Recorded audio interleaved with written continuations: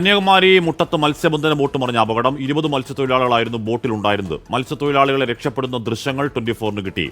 ഷഫീദ് റാവുത്തർ ആ വാർത്തയുടെ വിവരങ്ങളും വച്ചിരുന്നു. ഷഫീദ്, അതിസാഹസികമായ രക്ഷപ്പെടുത്തലാണ് അല്ലെ? ആ ദൃശ്യങ്ങൾ കാണുമ്പോൾ അത് വ്യക്തമാകുന്നുണ്ട്. അശ്മി, അങ്ങനെ തന്നെ നമുക്ക് പറയാൻ കഴിയും. കാരണം വലിയ കഷ്ടപ്പെട്ടാണ് ഈ മറ്റ് മത്സ്യത്തൊഴിലാളികൾ ഈ മത്സ്യബന്ധന ബോട്ടിൽ ഉണ്ടായിരുന്നവരെ രക്ഷിച്ചത്. അതായത് തിങ്കളാഴ്ച വൈകിട്ടോടുകൂടിയാണ് കന്യാകുമാരി ജില്ലയിലെ മണക്കുടി സ്വദേശിയായ ആന്റണിയുടെ കരോലിൻ 1 എന്ന മത്സ്യബന്ധന ബോട്ട് 20 മത്സ്യത്തൊഴിലാളികളുമായി കടലിലേക്ക് പോകുന്നത്. തിങ്കളാഴ്ച രാത്രി മുട്ടം മത്സ്യബന്ധന തുറമുഖത്ത് നിന്നായിരുന്നു ഇവരുടെ മത്സ്യബന്ധനത്തിനായിട്ടുള്ള യാത്ര തിരിച്ചത്. ജാക്സൺ ഓടിച്ചിരുന്ന ഈ മോട്ടോർ ബോട്ടിന് ചൊവ്വാഴ്ച പുലർച്ചെ ബോട്ടിന്റെ അടിയിൽ ഒരു വിള്ളലുണ്ടായി. കടൽ വെള്ളം ബോട്ടിലേക്ക് പ്രവേശിക്കാൻ തുടങ്ങിയതോടെയാണ് ബോട്ട് പതുക്കെ കടലിലേക്ക് താഴ്ന്നു തുടങ്ങിയത്.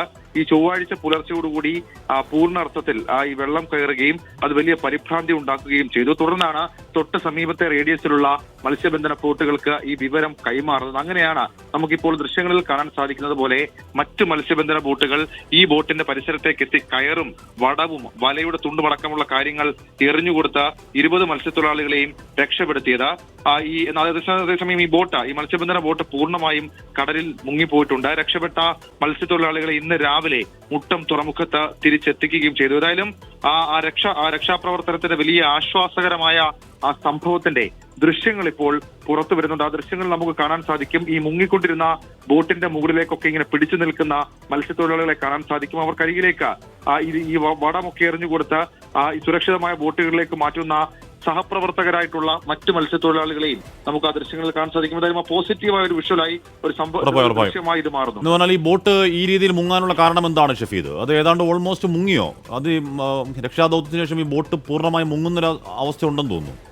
ഈ പൂർണ്ണമായും ആളുകളെയും 20 മത്സ്യത്തൊഴിലാളികളെയും അവരുടെ ആവശ്യമായിട്ടുള്ള ചില സാധനങ്ങൾ, പ്രത്യേകിച്ച് ഇവർ ഈ കുറച്ച് ദിവസത്തേക്കിന് കടലിൽ പോയതാണ്, അത്തരം സാധനങ്ങളൊക്കെ മാറ്റിയ ശേഷം ആ ബോട്ട്, അതായത് കരോലിൻ 1 എന്ന് പറയപ്പെടുന്ന ആ ബോട്ട് പൂർണ്ണമായും മുങ്ങിപ്പോയിട്ടുണ്ട്. അത് തിരിച്ചെടുക്കാനുള്ള അല്ലെങ്കിൽ അത് പുറത്തേക്ക് എത്തിക്കാനുള്ള കാര്യങ്ങൾ അത് ഏതാണ്ട് യാഥാർത്ഥ്യമാകാനുള്ള സാധ്യതയില്ല. പക്ഷെ ഈ കന്യാകുമാരി സ്വദേശിയായ മണക്കുടി സ്വദേശിയ ആന്റണിയുടെ കരോലിൻ 1 എന്ന മത്സ്യബന്ധന ബോട്ട് അത് പൂർണ്ണമായും കടലിലേക്ക് മുങ്ങിപ്പോയിട്ടുണ്ട്. ഹഷ്മി,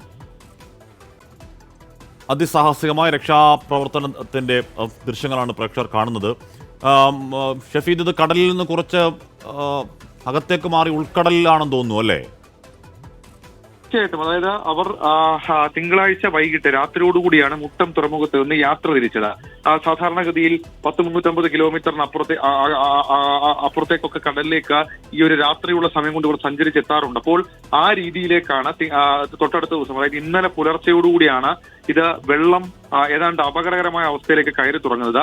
അപ്പോഴേക്കും ഏതാണ്ട് നടുക്കടൽ ഭാഗത്തേക്കൊക്കെ എത്തിക്കാണും എന്നുള്ളതാണ് നമ്മളുടെ പരിമിതമായ അറിവിൽ നമുക്ക് മനസ്സിലാക്കാൻ കഴിയുന്ന വിവരം. പക്ഷേ അപ്പോഴേക്കും ഈ ബോട്ട് ഓപ്പറേറ്റ് ചെയ്തിരുന്ന ആളുടെ വളരെ സംയോജിതമായ ഇടപെടലാണ് റേഡിയസിലുള്ള മറ്റ് ബോട്ടുകൾക്ക് ഈ വിവരം കൊടുക്കുക എന്നുള്ളത്. അങ്ങനെ വളരെ പെട്ടെന്നത് കോസ്റ്റ് ഗാർഡിനെയും അതേപോലെ തന്നെ കോസ്റ്റൽ പോലീസിനെയും ഉൾപ്പെടെ അറിയിക്കുകയായിരുന്നു. അങ്ങനെയാണ് മറ്റു മത്സ്യബന്ധന ബോട്ടുകൾ ഇവർ കരയിലേക്ക് എത്തുമ്പോൾ ഇത് ഏതാണ്ട് ഭാഗികമായി മുങ്ങിക്കൊണ്ടിരിക്കുന്ന അവസ്ഥയിലായിരുന്നു. അപ്പോഴാണ് ആദ്യഘട്ട നിലയിൽ മത്സ്യത്തൊഴിലാളികളെ, അപകടത്തിൽപ്പെട്ട ബോട്ടിലുണ്ടായിരുന്ന മത്സ്യത്തൊഴിലാളികളെ രക്ഷപ്പെടുത്താൻ നീക്കം നടത്തിയത്. പിന്നാലെ മറ്റ് ചില സാധനങ്ങൾ കൂടി അവരെടുത്തു. അത് എസെൻഷ്യൽ കമ്മോഡിറ്റി എന്ന രീതിയിൽ അത്തരം സാധനങ്ങൾ മാത്രമാണ് ആ ബോട്ടിൽ നിന്ന് എടുത്തത്. ബോട്ട് ഉൾപ്പെടെ ബാക്കിയെല്ലാം പൂർണ്ണമായും കടലിൽ മുങ്ങി. ഷഫീദാണ് ആ വാർത്തയുടെ വിവരങ്ങൾ നൽകിയത്. ആ ദൃശ്യങ്ങൾ പ്രേക്ഷകർ കാണുകയായിരുന്നു.